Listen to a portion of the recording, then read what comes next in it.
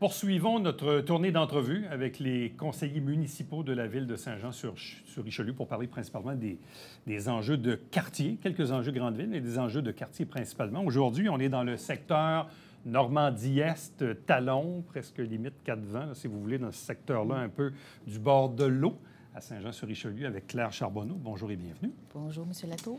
Quartier où on a l'hôpital. Oui, le CLSC. Hein, il y a beaucoup de choses. Oui, il y a beaucoup de choses dans ce quartier-là. Et le boulevard Saint-Luc.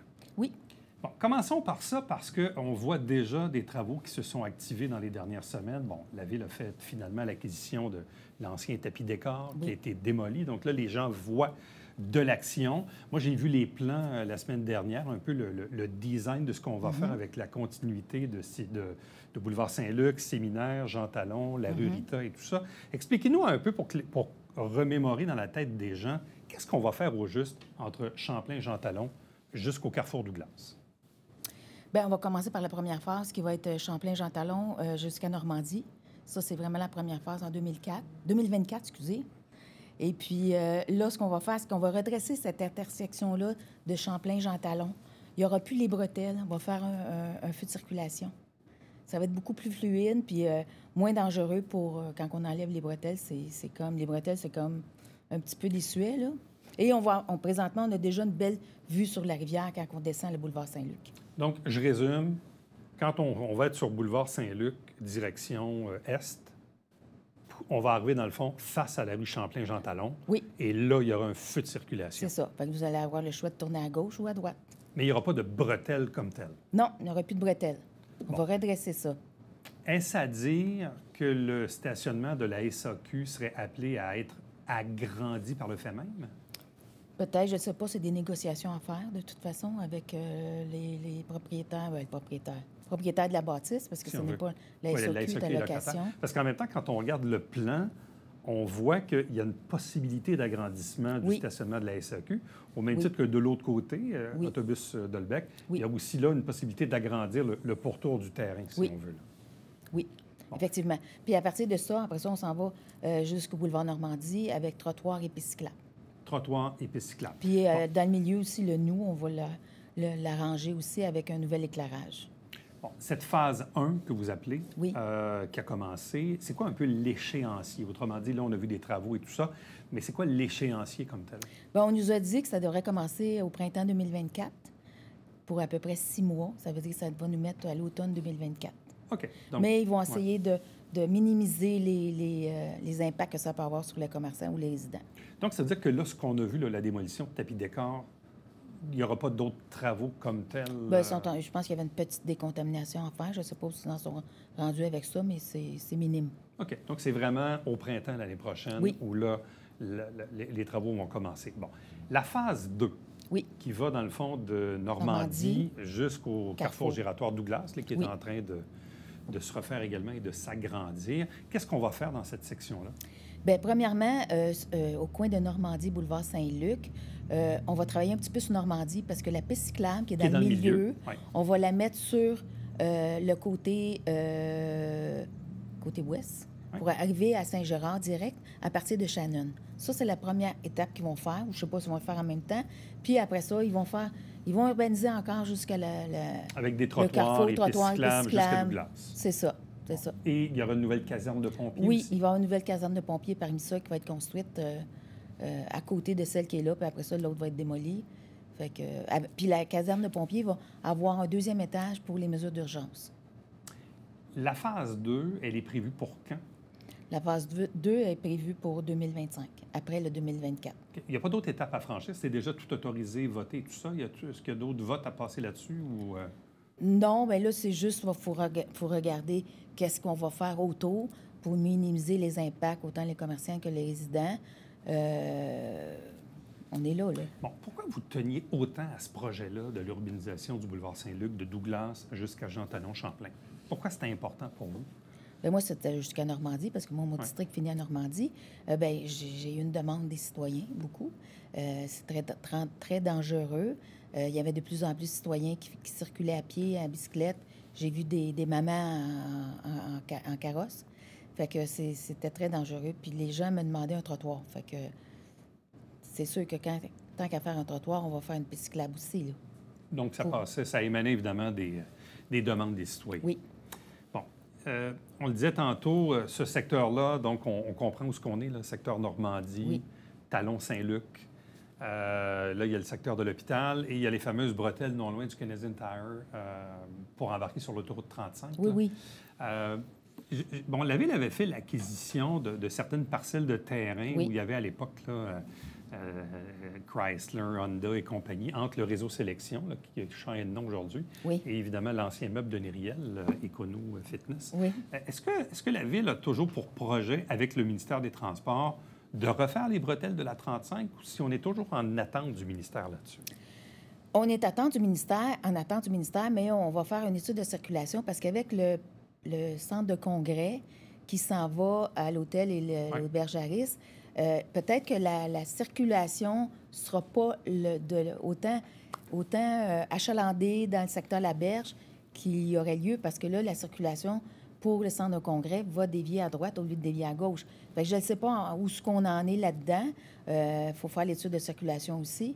Fait que, on est en attente de tout ce qui va se passer aussi, là. Bon, comme je le disais aussi un peu à la blague, le sujet de l'heure depuis cet été, c'est le déneigement actuellement à gauche dans certains secteurs de la ville Oui. qui vont s'en venir à droite Oui. pour la prochaine saison. Je sais que c'est un dossier qui est polarisant, qui est déchirant, qui, oui, ne touche que 14 des citoyens, mais ceux qui vivent le déneigement à gauche depuis les 50 dernières années aiment bien cette façon de faire.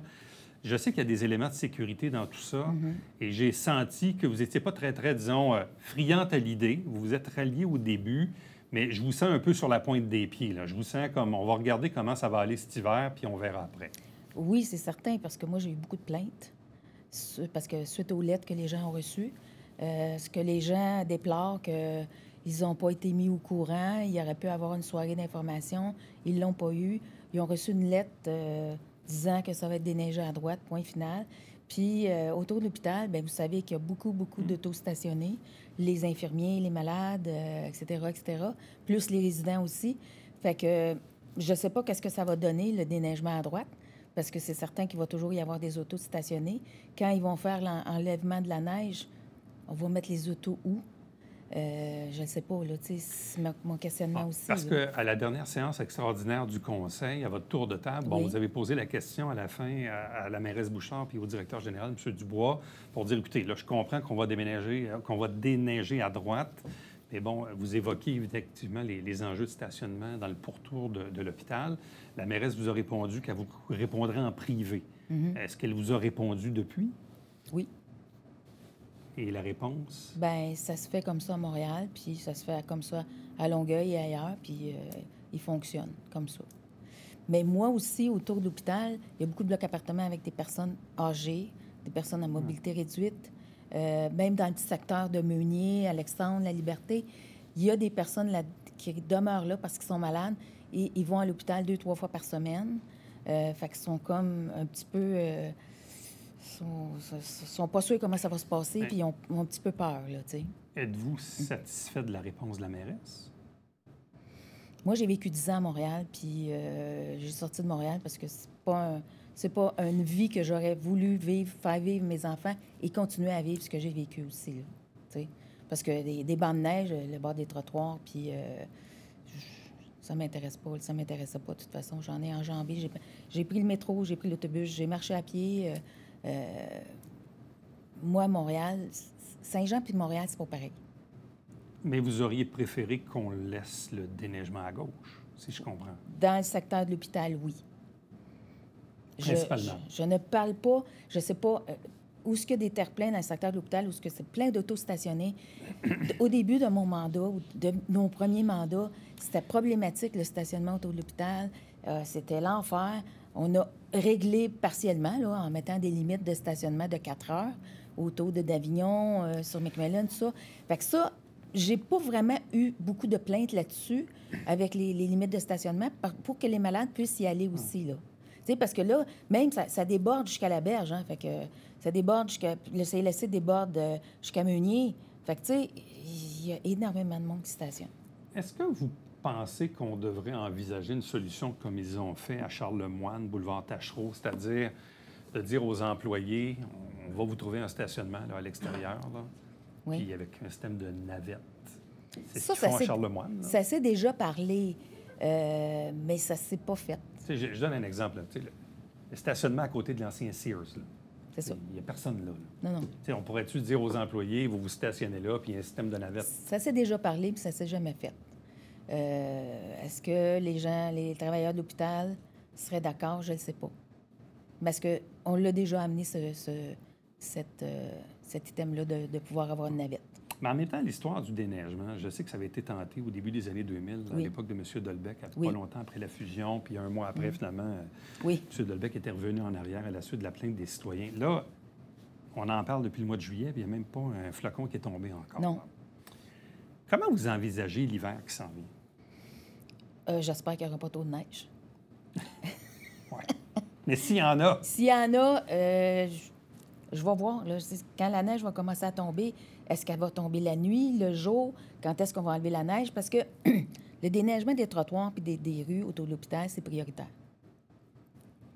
Comment ça va se passer? Je ne le sais pas. Mais, disons qu'on déneige à droite, mais qu'on l'enlève rapidement. Est-ce que vous pensez que... Dans le fond, ce que je sens de votre côté, c'est...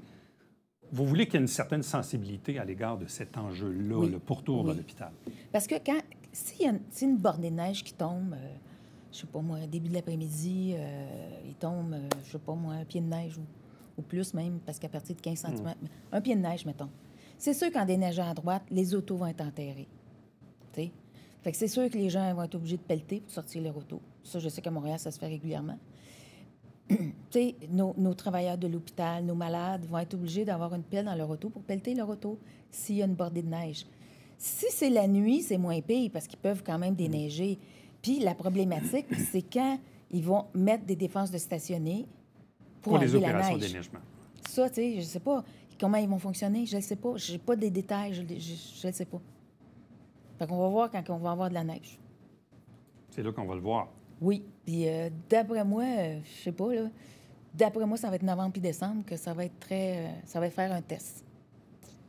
En espérant qu'on a de la neige. Si on n'a pas de neige, bien là, ça va aller en janvier. Effectivement. Donc ça, c'est pas mal vos gros enjeux cette année, là. Oui. Boulevard Saint-Luc puis la neige. Oui, la neige autour de l'hôpital puis du CLSC. Parce que moi, j'ai le CLSC aussi, il ne faut pas oublier, hein, tu sais. Parce que ce stationnement-là, avec les commerces puis le CLSC, c'est quand même assez plein aussi. Claire Charbonneau, merci beaucoup. Merci. On va regarder Météo Média dans les prochaines semaines. Oui, c'est ça. Restez avec nous. On vous revient après ceci.